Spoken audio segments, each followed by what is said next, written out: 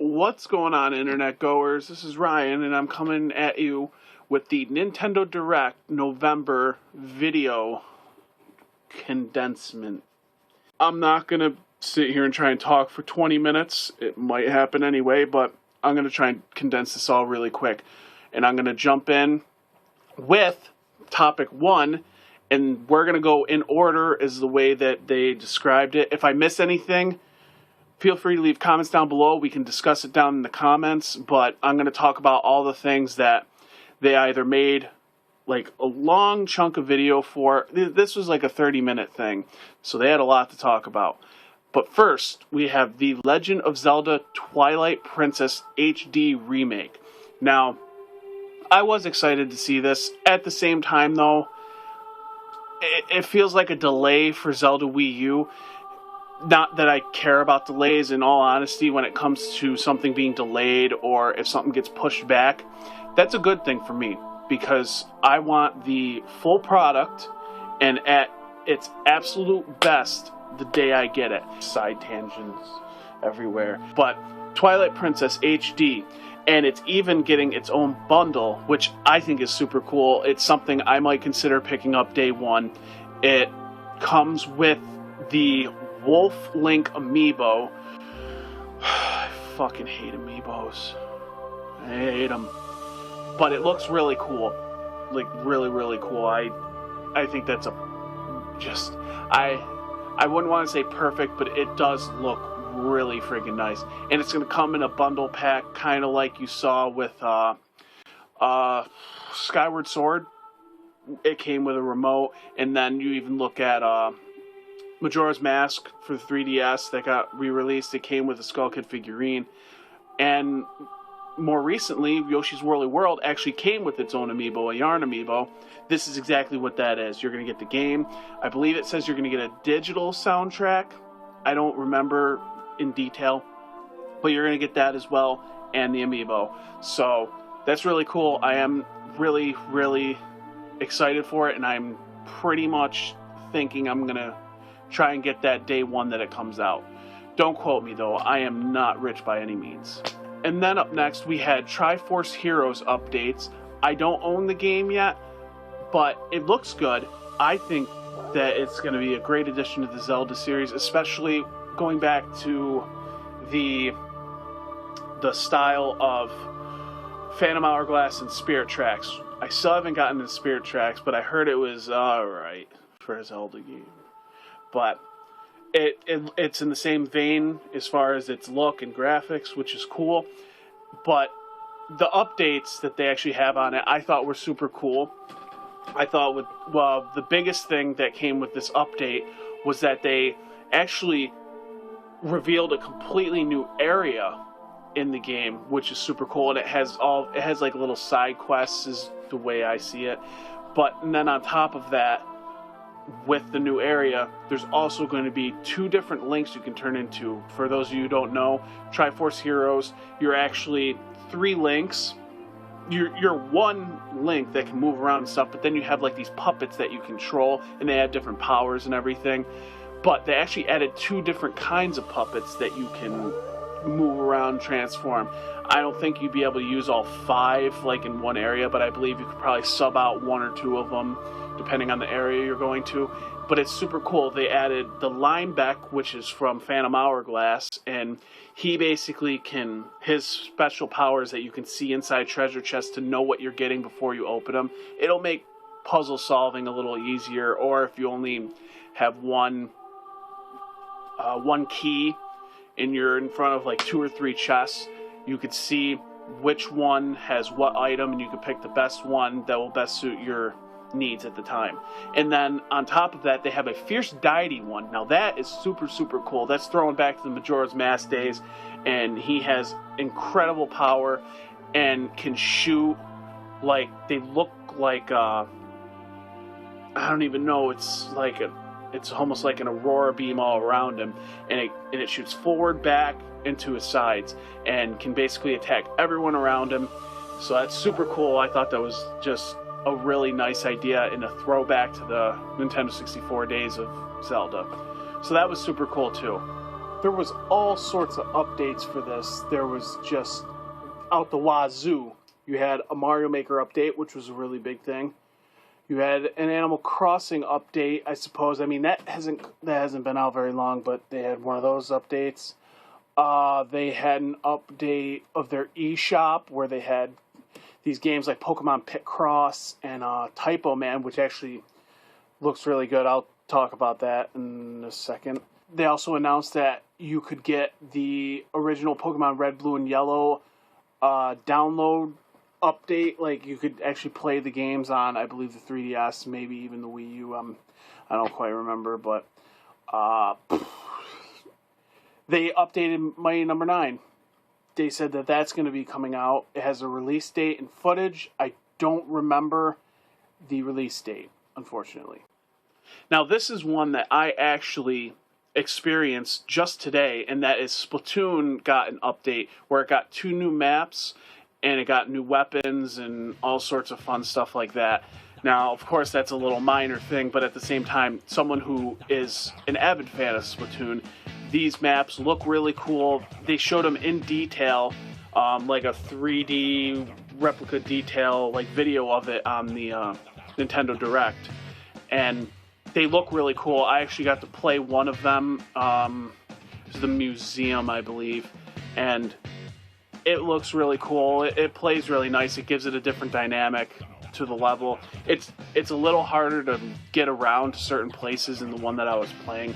But I played it one time, and I was kind of getting a layout of the land before getting too deep into it. I'm also a little sick.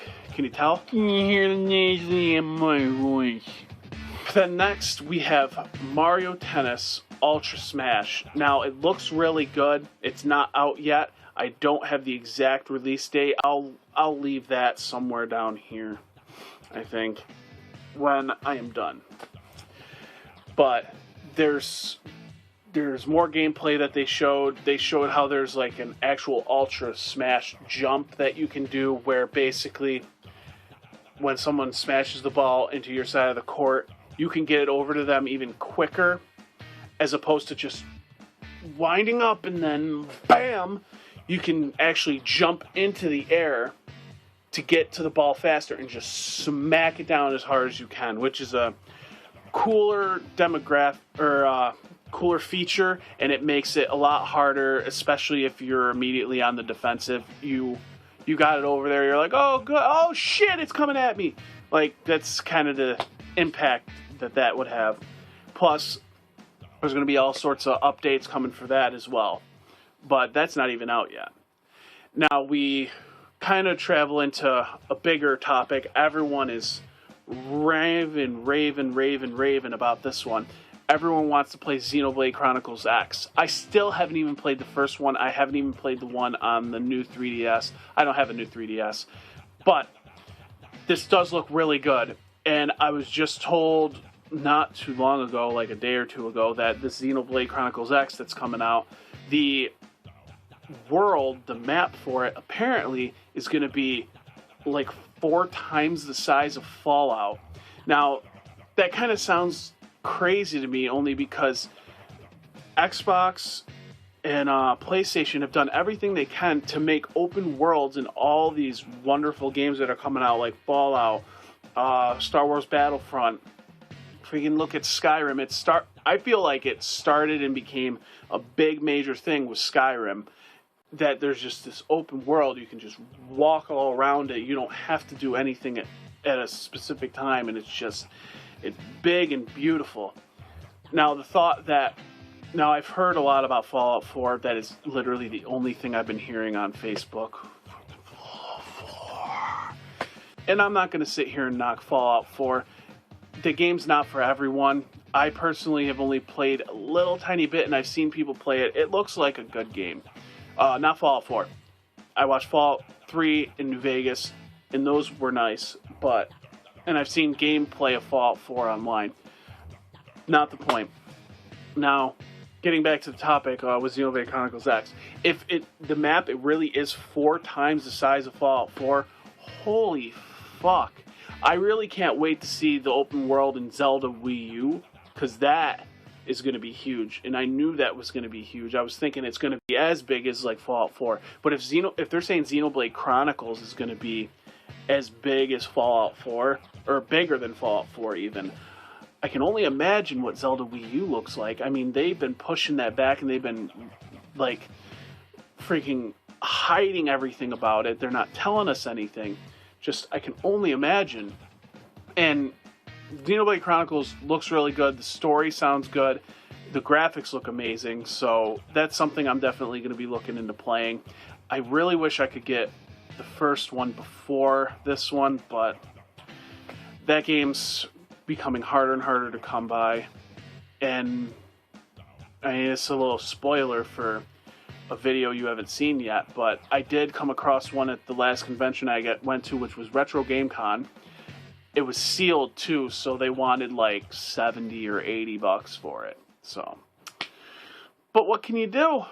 Next up was something that I already did a reaction video for, and this was before this was ever released as a game that was coming to North America. But now they announced that it will be coming to North America. I believe it's in the springtime of next year. That is Pokken Tournament.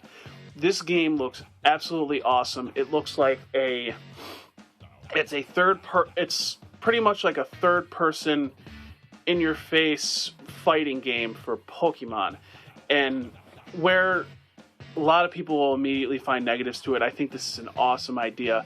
Apparently this is a arcade in like Japan that they have, and now they're translating it and they're gonna put it on a console, and this is just gonna be absolutely awesome. I can't freaking wait for this to come out.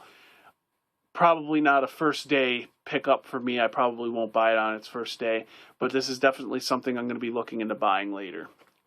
And then we move on to my coup de grace of this entire thing. They announced a release date for Star Fox Zero. It's coming out in April, everyone, and I'm super stoked. They added more footage. It looks beautiful. It even looks 10 times better than it did in the past. They showed video of it, and I thought it looked really good. But these graphics now, they looked more enhanced. They look phenomenal. I cannot wait for this game. Not to mention you saw not only more footage, but more footage of newer things that are going to be going on in the game. There were like beta levels and stuff that people got to play when they went to E3 and whatnot, and they looked good. But a lot of people thought it looked more in the vein of Star Fox 64, like they were kind of redoing it again, even though it's a brand new game. It didn't look like a new Star Fox game to people. Now it looks like a new Star Fox game. It looks phenomenal. The graphics look crisper. They are just very imaginative, and from what I've heard about the controls are great. I personally haven't gotten a chance to play it yet. I mean, I won't until it comes out. I mean, I'm not. Okay, up next, something that I thought was really, really cool and fun, and something that I would even pick up day one too, and that is Mario & Luigi Paper Jam. They are basically blending together your Paper Mario series and your Mario & Luigi RPG series and meshing them together. When I first heard about this, I was excited just because it was a new Mario RPG. Being that Mario RPG for the Super Nintendo was my favorite game of all time and still is. The ideas of these two games coming together, it sounds like a good idea and it doesn't at the same time. I feel like maybe they were trying too hard, but after watching this video, I have a little more faith in it. It does look really good, don't get me wrong, and it looks like a lot of fun. I just didn't know how throwing Paper Mario into the mix of the Mario & Luigi series, where you have regular Mario, regular Luigi, and then you have Paper Mario sitting there. I didn't really feel like it had a way of being unique, but it does, because I noticed in some of the gameplay that was shown in the video that Paper Mario obviously can do things that regular Mario and Luigi can't. It just adds a new demographic. You can squeeze in the cracks and things like that. So, I mean, it sounds like a good idea to me. Final Fantasy Explorers was something else that was talked about. it's a Final Fantasy game, which is weird for Nintendo because, I mean, Square Enix have just never been good friends with Nintendo. I mean, it's funny because you still see throughout the entire span of Nintendo, with the exception of, I'm trying to think if there were two or not. 64, I believe the Nintendo 64 didn't really have any support from Enix or Square Enix at all.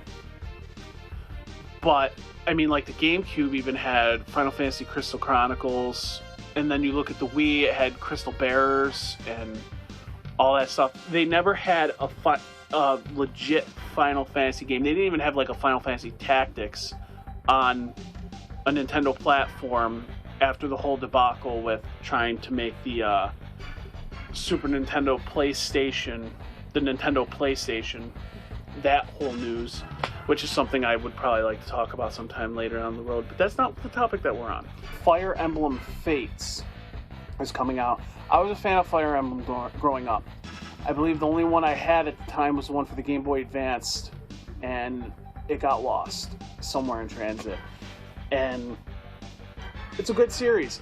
They have three of them out, or they have two of them out, and then there's going to be a third one coming out called Revelations.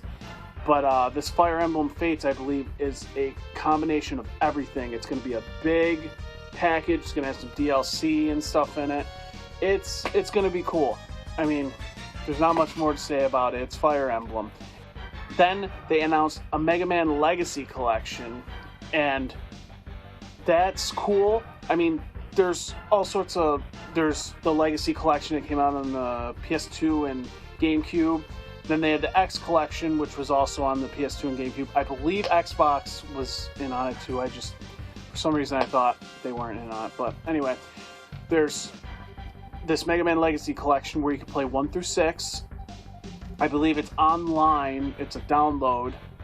But on top of it, they added the announcement that there's going to now be there's going to be a gold Mega Man amiibo, which is cool. I don't know how people react to that. Oh, there's another amiibo and this one's probably going to be rare or something. I don't think it'll be rare. I think it'll be like the gold Mario amiibo. It's not hard to come by. At least I don't think it's that hard to come by. I know the silver one definitely isn't hard to come by, but it's not the hardest one to come by right now. I don't know what it is. I hate amiibos. Now, the Hyrule Warriors Legends announcement is both exciting and not, but the thing about it that makes it the most exciting is the new character you're going to get in it. They broke some fourth wall stuff here, in my opinion. They're making a female version of Link that you can play as, who is like an archer. Like, that's her main like basis, where you had Link, who he did a little bit of everything, but his main weapon was a sword. This girl, I can't remember her name to save my life, but her main weapon are these like two crossbows, essentially. Like, they're mini crossbows, but apparently, looking at the footage in that Nintendo Direct, you know, the one that's down below, she's pretty epic. She is badass, I should say. They announced Bravely Second. Bravely Second, well, not much to be said about that. They don't have a set release date either. I believe that's just coming out next year. I didn't play Bravely Default, but it looks really good, and I really need to play. I need to give it a shot before I get to Bravely Second. All it needs to be said. Dragon Quest VII will also be coming to the Wii U, I believe, the Wii U. And I was never a big fan of the Dragon Quest series either. It was just a series I never got into. I have one, but it's Dragon Quest Swords for the Wii, and I played that a little bit. It's alright, but it's not anything for me to write home about. I want to play a couple of them, like a couple of the key titles, to give like a full opinion of the Dragon Quest series for me. And then the last big announcement Nobody saw this coming. Just, it's flooring, really. Final Fantasy VII's Cloud is coming to Smash Brothers. He looks badass. He probably is badass. It is such a big deal. It is, and the biggest deal about it, instead of just being able to play Cloud for Super Smash Brothers, is the idea that the makers of Final Fantasy, friggin' Square Enix, they're actually allowing a Final Fantasy, a set golden boy in the Final Fantasy series, into Smash Brothers. They actually allowed them to take Cloud under the wing of the Smash Brothers roster. It sounds pretty amazing. Of course, people would rather see some other characters, one who I just don't feel like I can mention, but the thing is, if you know that one character, hint, he's in my favorite game of all time. But just the thought that Square Enix is basically loaning out this character to Nintendo so that we can play as him in Super Smash Brothers is phenomenal. I think they're finally closing that gap, that bridge. It's just, I never thought I would see this day. He is going to be a downloadable character, and I'm pretty sure that it's going to cost a little bit of money, but for something like this, he's going to be worth it. Everyone's going to buy Cloud and going to have him on Smash Brothers. And as much as I don't agree with DLC at all, I don't like the fact that you have to pay to kind of have everything that you could possibly want out of your video gaming experience. But it makes sense for something like Smash Brothers or Street Fighter, having to pay to have these characters in there. I understand why they're doing it. It's something that's not in the original game when it was released, and they decided, oh hey, we're gonna take some more time to develop a character and make him and mold him into something that you would want to play with, and they're gonna throw it in the game kind of like last minute. I understand, and I understand why they want to do the DLC with it. I'm not a fan of paying for things like that, but there's just some things that I would pay for, like the bonus tracks and being able to play as Link in Mario Kart 8. Cloud, I'll want to do that. Ryu, I will want to do that as well. But that's it, guys. I'm going to leave you with all this, let you process it if you're even this far into the video. But of course, leave comments down below if there's anything on this whole Nintendo Direct that I didn't talk about, something you want to talk about in depth, something on the thing that you feel like I didn't spend enough time with. Leave it down below. Of course, if you do like this video, hit that thumbs up and subscribe if this is your first video and you like what you see. But until next time, Internet, you guys take care.